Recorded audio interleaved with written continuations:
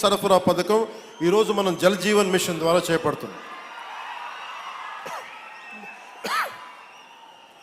1290 కోట్లతోటి ప్రకాశం జిల్లాలో 7 నియోజకవర్గాలు ఎర్రగొండపాలెం, గిద్దలూరు, మార్కాపురం, కనిగిరి, కొండేపి, కందుకూరు, దర్శి అసెంబ్లీ నియోజకవర్గాల పరిధిలో 18 మండలాలు 578 గ్రామాల్లో ఉన్న దాదాపు 10 లక్షల పైచిలకు జనాభాకు వచ్చే 30 సంవత్సరాల పాటు ఈ పథకం ఫస్ట్ ఫేజ్ ద్వారా తాగునీటిని అందించబోతుంది.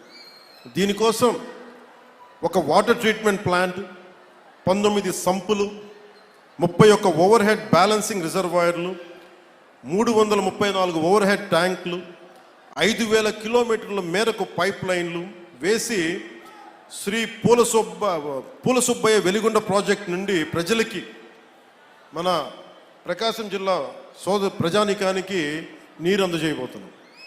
గత పాలకులు మీకు చెప్పాను, ప్రజలకు మంచి నీరు అందించే కార్యక్రమాలని పూర్తిగా పైకెక్కించారు. అంటే లాస్ట్లో ఇంకా ఓడిపోతున్నామని తెలుసుకునే దశలో అప్పుడు ఒక శిలాఫలకం వేశారు మన ప్రకాశం జిల్లాకు సంబంధించి. నిజంగా వాళ్ళకి త్రికరణ శుద్ధి ఉండుంటే వాళ్ళు ఎప్పుడు చేస్తుండాలి? వచ్చిన మొదటి సంవత్సరంలో చేస్తుండాలి.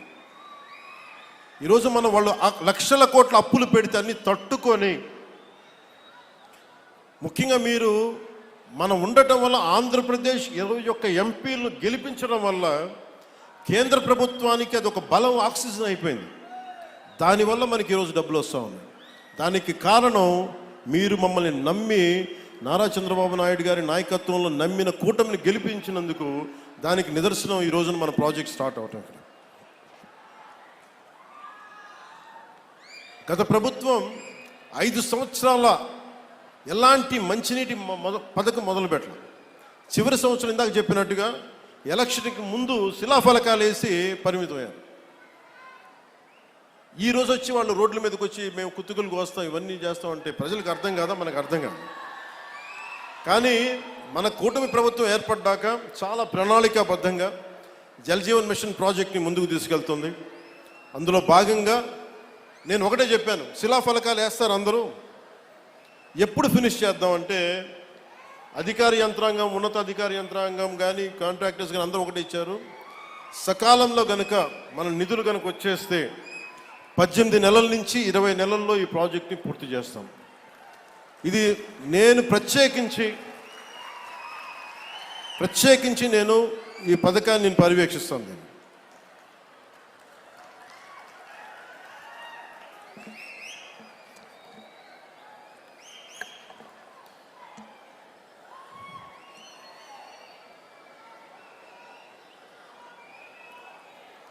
అలాగే మార్కాపురం లక్ష్మీ చెన్నకేశవ స్వామి ఆలయం భూములు, మంచి గొడవ ఉందా?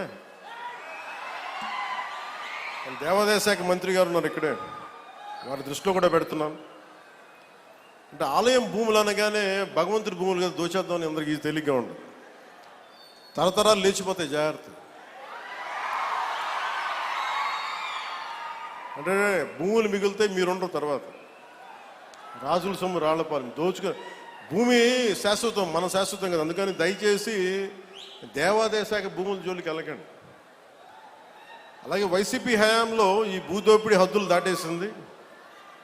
భూమి కనిపిస్తే దేవాలయ భూములు కానీ, అటవీ భూములు కానీ, ఖాళీ భూములు కానీ, ఎక్కడ ఖాళీ భూమి కనపడితే అక్కడ గత ప్రభుత్వ పాలకులు గద్దల్లా వాలిపోయి ఆక్రమించారు. దేవుడి భూములను కూడా అక్రమంగా రిజిస్టర్ చేయించుకున్నారు. ఈ వ్యవహారం మీద ప్రభుత్వం దృష్టి సారించింది. ఆక్రమణకు గురైన దేవాలయాల భూములు తిరిగి వెనక్కి తీసుకునే ప్రక్రియని ఇప్పటికే ప్రారంభించాం. దేవాలయ భూములకు రక్షణ కల్పించే బాధ్యతను కూడా కూటమి ప్రభుత్వం తీసుకుంది.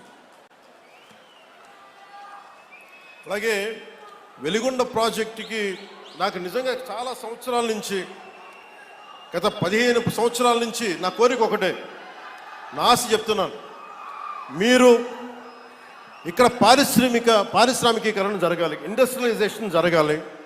ఇక్కడున్న యువతకి, ఆడపడుచులకి ఉపాధి అవకాశాలు ఎక్కువ మెండుగా పెరగాలి. అందుకని ముందుగా నీళ్లు కావాలి ఇక్కడ. వాటితో పాటు శ్రీశైలం నుంచి కాకుండా ముందు వెలిగొండ ప్రాజెక్టు కనుక అయిపోతే మనకి పారిశ్రామిక అవసరాలకు కూడా మనకు వస్తే మనకి నీటి సరఫరా చేయగలం. దానివల్ల ఉపాధి అవకాశాలు మరింత మెరుగవుతాయి.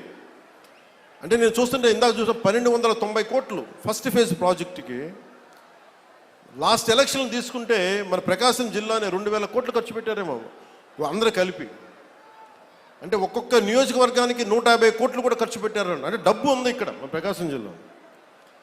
కాకపోతే అది ప్రజలకు వెళ్ళట్లా, పైపైన జరుగుతుంది. మీరు కనుక నన్ను నమ్మి మన కూటమి ప్రభుత్వాన్ని నమ్మితే నాకు కొంచెం సమయం కావాలి. మీ తరపున పోరాటం చేయడానికి నాకు కొంచెం సమయం కావాలి. అందుకని ఉపాధి అవకాశాలు మనకు వచ్చేలాగా ఇంత ఒక ఎలక్షన్కి 150 కోట్లు ఖర్చు పెట్టగలుగుతున్నప్పుడు ఒక ప్రాజెక్టు ఫినిష్ చేయడానికి 800 కోట్ల రూపాయలు ఖర్చు పెట్టగలిగితే వెలిగొండ ప్రాజెక్టు ఆ భూపరిహారానికి ఇవ్వగలిగితే మనం ప్రాజెక్ట్ అయిపోద్ది. కానీ వాటి డబ్బులు లేక ఇట్లా అయిపోద్ది. దానికి ఏంటంటే డబ్బులకి ఆశ పడకుండా మీరు ఎన్నికల్లో డబ్బులు పెట్టుకొని గెలవండి, అభ్యంతరం లేదు. కానీ మీరు గెలిచినా డబ్బులు పెట్టి గెలిచినా కానీ ప్రజలకు ఉపయోగపడేలా పాలన జరిగితే అది నేను దాన్ని కూడా వదిలేయచ్చు. అలాంటి పరిస్థితుల్లో తీసుకెళ్ళాలి అంటే ఈ రోజున పొలిటికల్ ప్రాసెస్ డబ్బులు పెడితే తప్ప ఎలక్షన్లు గెలిచే పరిస్థితుల్లో లేదు.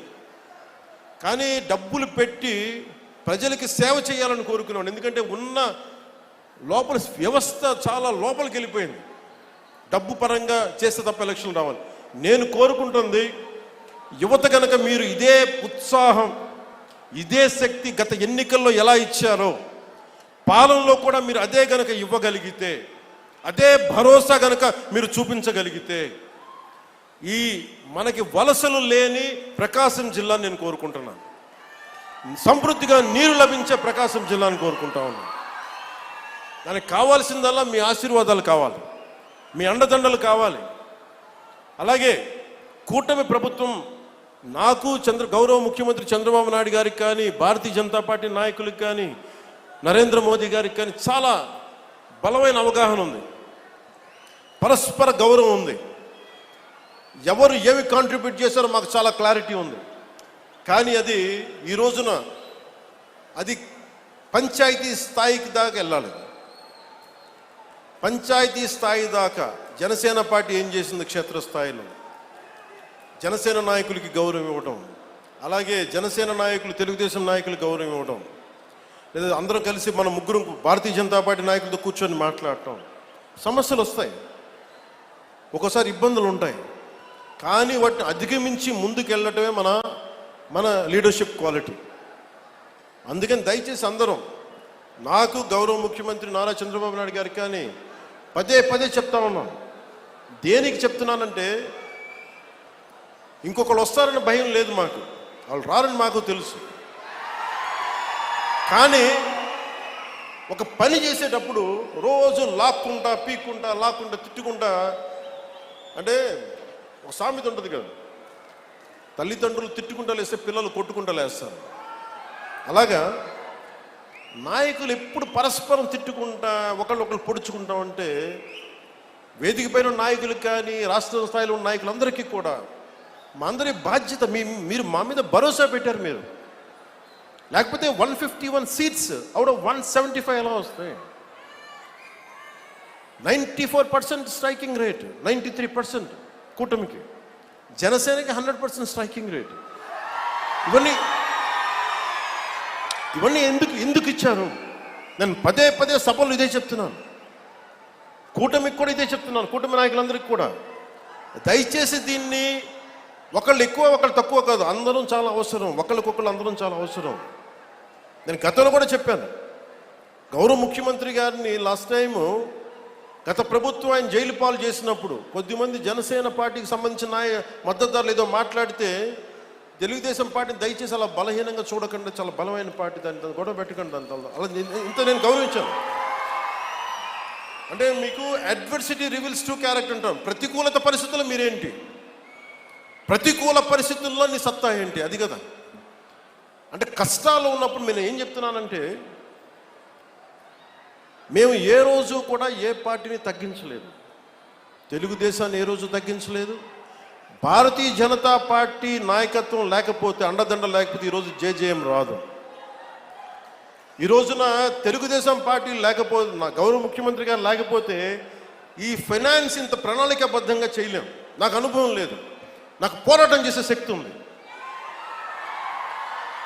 అంటే ఒక పని చెయ్యాలి అంటే ఇన్ని శక్తులు గుమిగూడాలి. అన్ని వేళ్ళు ఒకలా ఉండవు, కానీ ఏ వేలికి ఇది బొట్టనేలు తీసేస్తే ఏం చేస్తాం, ఏకల వీళ్ళకి ఏం చేయలేము. సో ఎవరు ఎక్కువ ఎవరు తక్కువ లేదు, మొత్తం కలిస్తేనే పిడికిలి.